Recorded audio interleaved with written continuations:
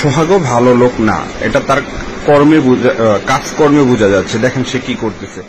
সোহাগ হত্যা দেখে আমাদের সবারই অন্তর কেঁপে উঠেছে। একজন মানুষকে এভাবে মারতে অবশ্যই চূড়ান্ত পর্যায়ে রাগ অথবা ঘৃণার প্রয়োজন। তবে কি সোহাগ সেই ঘৃণিত কোনো কাজ করেছিলেন যার জন্য তাকে এভাবে প্রাণ দিতে হয়েছে? উত্তর হ্যাঁ। অন্তরঙ্গ ভিডিও দেখিয়ে ব্ল্যাকমেইল করে টাকা নিতেন সোহাগ। শুধু তাই নয়, তার আরও কিছু কুকর্মের কথা আমাদের কাছে এসেছে। বিস্তারিত জানতে ভিডিওটি শেষ পর্যন্ত দেখতে থাকুন। পুরান ঢাকার স্যার সলিমুল্লাহ মেডিকেল কলেজ হাসপাতাল গেটে ব্যবসায়ী লালচাঁদ ওরফে সোহাগকে হত্যার ভিডিও ভাইরাল হলে তার নিথর দেহের ওপর পাথর নিক্ষেপ করে নৃশংসতা চালানোর দৃশ্য সবাইকে হতভম্ব করে। পাথর নিক্ষেপের পর মরদেহের ওপর লাফিয়ে উল্লাস করতে দেখা যায় খুনিদের। এ নির্মমতার দৃষ্টান্তমূলক বিচার চেয়ে সারা দেশে ক্ষোভ ও বিক্ষোভে ঝড় ওঠে। সেই সঙ্গে প্রশ্ন ওঠে, খুনিরা কেন এতটা নির্মম হয়ে উঠলেন? যদিও জানা যায় ব্যবসায়িক দ্বন্দ্বের জেরে পরিকল্পিতভাবে মিটফোর্ড গেটে নিয়ে হত্যা করা হয় সোহাগকে। এরপর মব নাটক সাজানোর চেষ্টা করা হয়। তবে পুলিশি তদন্তে উঠে এসেছে কিলিং মিশনের কেউ কেউ পুঞ্জীভূত ক্ষোভে হামলে পড়েছিলেন সোহাগের ওপর, যারা বিভিন্ন কারণে অতীতে সোহাগের নির্যাতন অথবা ব্ল্যাকমেইলের শিকার হয়েছিলেন। তাদেরই একজন মোহাম্মদ রিজওয়ান উদ্দিন অভি। ভিডিওটি পাথর নিক্ষেপের পরে উল্লাস করতে দেখা গিয়েছিল তাকে। পটুয়াখালী থেকে গ্রেপ্তারের পর অভিকে রিমান্ডে নিয়েছে পুলিশ। রিমান্ডে অভি বলেন, হত্যার শিকার সোহাগ একদিন অভির দোকানে গিয়ে প্রতিদিন 300 টাকা করে চাঁদা দিতে বলেন, কিন্তু অভি চাঁদা দিতে অস্বীকার করেন। এতে ক্ষুব্ধ হয়ে তার মোবাইল ফোন কেড়ে নেন সোহাগ। এ ঘটনায় থানায় লিখিত অভিযোগ দেওয়ার পর মোবাইল ফিরিয়ে দেন সোহাগ।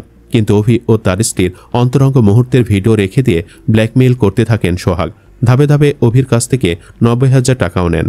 এরপর থেকে অভি আবার মালয়েশিয়া চলে যাওয়ার প্রস্তুতি নিতে থাকেন। এক পর্যায়ে সোহাগের যন্ত্রণায় অতিষ্ঠ হয়ে 2023 সালের শুরুতে মালয়েশিয়া চলে যান অভি। গত বছরের মে মাসে হুট করে তার স্ত্রী সুরভির আত্মহত্যার খবরে দেশে ফিরে আসেন। স্ত্রীর সঙ্গে কখনো ঝগড়া না হওয়া এবং সংসারে অভাব না থাকায় কিছুতেই আত্মহত্যার ঘটনা মানতে পারছিল না অভি। স্ত্রীর মোবাইল ঘেটে আত্মহত্যার কারণ উদ্ঘাটনের চেষ্টা করেন। এরই মধ্যে লালবাগ এলাকার কেউ সুরভিকে বারবার কল দিত বলে নিশ্চিত হন তিনি। এরপর থেকে সোহাগকে এই আত্মহত্যার জন্য দায়ী হিসাবে ভাবতে থাকে অভি, আর অপেক্ষায় থাকে সোহাগকে শিক্ষা দেওয়ার। মিটফোর্ডের যেদিন সোহাগকে হত্যা করা হয় সেদিন লম্বা মনির ফোনে অভিকে জানান আর সোহাগকে ধরা হবে। এ খবর পাওয়ার পর অভি দ্রুত ঘটনাস্থলে এসে দেখে সোহাগকে পেটানো হচ্ছে।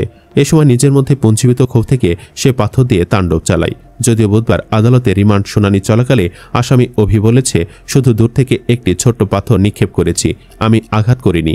ডিএমপি মিডিয়া সেন্টারে সোহাগ হত্যা মামলার অগ্রগতি প্রসঙ্গে আয়োজিত সংবাদ সম্মেলনে ডিএমপির অতিরিক্ত police commissioner SM Mohammad Nazrul Islam বলেন, চাঁদাবাজি না, এই হত্যাকাণ্ডের পেছনে ব্যবসায়িক দ্বন্দ্ব ছিল। নিহত সোহাগ হাজী সেলিমের ভাতিজা পিল্লু কমিশনারের ছত্রছায়ায় অ্যালুমিনিয়ামের পল্লী বিদ্যুতের তারের ব্যবসা করতেন একসময়। পল্লী বিদ্যুতের যে তার চুরি হতো সেই তার কিনে বিভিন্ন ফ্যাক্টরিতে বিক্রি করতেন। বিগত 17 বছর এই কাজ করেছে নিহত সোহাগ। গত বছরের 5 আগস্ট রাজনৈতিক পট পরিবর্তনের ফলে সোহাগ তার ভোল পাল্টে বিএনপিতে আসেন। তাদেরই আরেকটি গ্রুপ তখনই একই ব্যবসার সঙ্গে জড়িয়ে যান। তখন ব্যবসায়িক বিভেদ তৈরি হয় উভয়ের মধ্যে।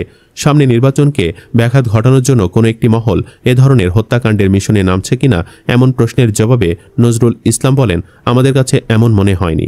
ব্যক্তিগত এবং ব্যবসায়িক দ্বন্দ্ব, এই দ্বন্দ্ব থেকেই হত্যাকাণ্ডটি সংঘটিত হয়েছে। নির্বাচন প্রভাবিত করা কিংবা সরকারকে বেকায়দায় ফেলানো বা অন্য কোনো উদ্দেশ্য নিয়ে এই হত্যাকাণ্ড হয়নি। প্রিয় ভিউয়ার্স, সোহাগকে যেভাবে হত্যা করা হয়েছে তা ক্ষমার অযোগ্য। তবে সোহাগের মৃত্যুর জন্য হয়তো সে ছাড় পেয়ে গেছে, কিন্তু তাকে ঘিরে যে ধরনের অন্যায় জড়িত ছিল তা কি ক্ষমাযোগ্য ছিল? জানিয়ে দিন ভিডিওর কমেন্ট বক্সে। সেই সাথে এমন তথ্যবহুল আরও ভিডিও পেতে আমাদের চ্যানেলটি সাবস্ক্রাইব করে সাথেই থাকুন। ধন্যবাদ। পূর্বের কোনো শত্রুতা বা কিছু বা এইগুলো কিছু নিয়ে এই লোকটার মাথায় কত জোরে